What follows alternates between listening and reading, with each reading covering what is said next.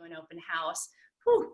So Sunday comes around the next day and I'm doing my open house and I'm not quite as alert as I had been. It's kind of like, you know, sometimes you get an adrenaline rush and have that dump and then it's like you just need to be down for a little bit.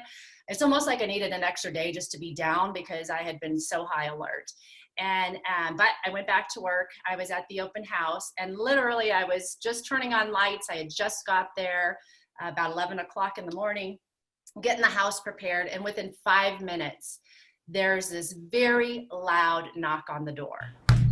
And it was unusual to me. Like, it stopped me for a second because typically, you know, you'll hear the door crack and somebody will say, hey, can I come in? Or they'll walk in, but they'll stay right at the entrance and say, hey, I'm here to look at the house, right? It's very gingerly done and it's not like this aggressive anything.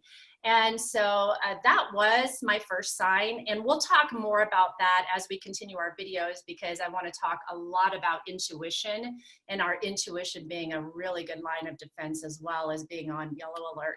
So we won't go into that too much. We'll return to the kitchen scene where I was at when that knock came on the door. But I went to the front door, I opened it, and there was a man there, and he asked me if he could come in and see the house. And so I introduced myself, and he was by himself. And being on semi-yellow alert, you know, I went into, we went down the hall, and I went into the kitchen, and he went into the living room. So there was that space, that breakfast nook between us. And I always try and have some distance. And so we talked for a few minutes, and he wanted to see the upstairs. And so we both merged at the stairs at the same time. So I was coming out of the kitchen, he was coming around from the living room, and we both got to this awkward space where we both stood at that first step. And then I took the first step. And when I took that first step, I knew immediately I had just put myself in a position of weakness. Now, at this point, I didn't know that anything was wrong, you know, or nothing was off. Everything seemed okay for the most part. But I took that first step, and now he is behind me. The exit is behind me, and we began walking up the stairs. So as we're going up the stairs, I asked him a question and about his loan and his qualifications, and if he's spoken to a lender, and he says, yes, I'm going to get a VA loan. And I said, oh, you served in our military. Thank you so much. And he said, yes, I was a Marine. And immediately my gut like just tightened up, because I know I've been around enough military people to know that they don't say I was a Marine, right? If you're a Marine, once a Marine, always a Marine. So that just that was just that subtle signal to me, and my gut just tightened up. And so now at this point, I'm halfway up the stairs, and I turn and I look at him in the eyes and I say, thank you for serving our country. And he got very shifty-eyed and said, oh, sure. And he just blew it off. And it was very strange. So I kept my eye on him. I was turned towards him, kind of walking up the stairs halfway. But I knew at this point something was off. He was not in the military. He was shifty-eyed. He was lying to me. And now I'm at the top of the stairs in this very small townhouse with no exits, because he's blocking the staircase. And so my first thought is, from my training, I need to make space. And while I didn't think my life was in danger, I knew instinctively from training that I needed to make space, because there is a psychological value, if you will, about having a barrier between you and somebody else. And so I went into the master bedroom. I got on the other side of the bed. Again, I'm still not in a position of strength. There is no exit for me. This is it, right? And it all just went down so quickly, Barry. It was surreal. And so I'm there on the other side of the bed, and I started to say something about the space of the bedroom, and he came up on the other edge of the bed, and he lifts up his shirt, and he's got this 12-inch knife sticking out, and he pulls it out, slams it on the bed, and he says, this is a knife. And then he has something else tethered to his belt, and he's kind of like reaching for it like a firearm. And he says, this is bear spray. Take off your ring, get in the closet now.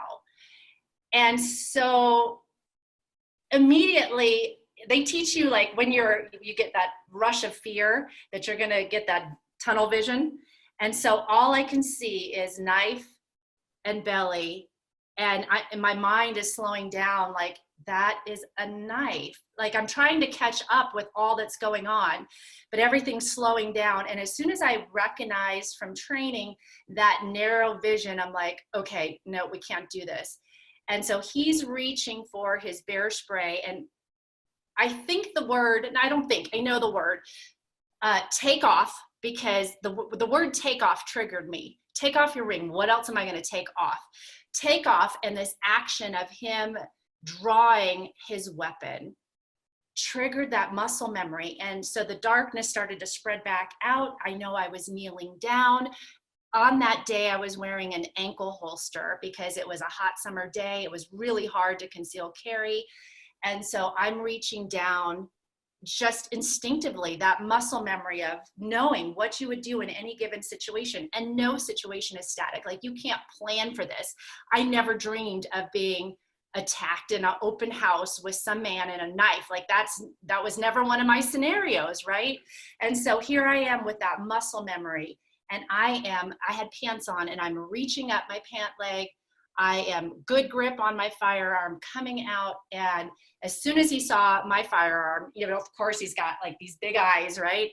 And the minute I couldn't even get a sight picture, like to get like where I was going to aim. I'm just coming up, and he doused me with bear spray. And that, of course, gave me a, because I don't know about bear spray. And of course, it was the shock of that. I know I slapped the trigger, and he jumped out of the way as I fired. And he ran down the stairs. I took just a moment to like exhale, and this just happened, and this is happening. And then I realize he's going downstairs, and he's not in sight. And I've seen enough of those scary movies where the bad guy always comes back, right, and jumps you or does something.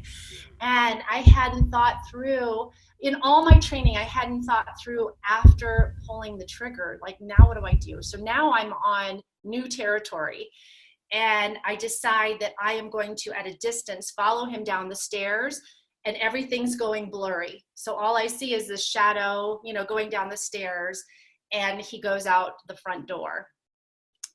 And at this point, everything's like burning, and my skin feels on fire. I can barely see. I always keep my cell phone in my left pocket. And so I got down to the kitchen and started rinsing my eyes, felt for my cell phone. It was there still, surprisingly, after like all that stuff, and got it out enough to where I could call 911. And I called the police department. I'm still on all alert, like all the things that I've learned in my training, right? My name is, I'm located at, I have a concealed carry weapon, and I have a loaded firearm sitting on the kitchen counter. I was just attacked, and I fired at somebody. The address is this, and I'm going to lock the front door, and you need to confirm with me when police get here. And so I make it to the front door. I lock the front door.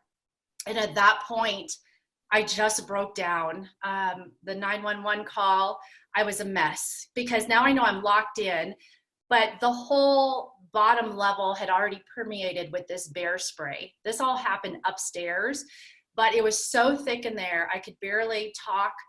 My skin's on fire, and I'm asking them, what's going to happen? What if I pass out? I don't want to go out in the front because I don't know if this guy has friends, thugs. How are the police going to get in? Am I going blind? Like all these things race through your mind.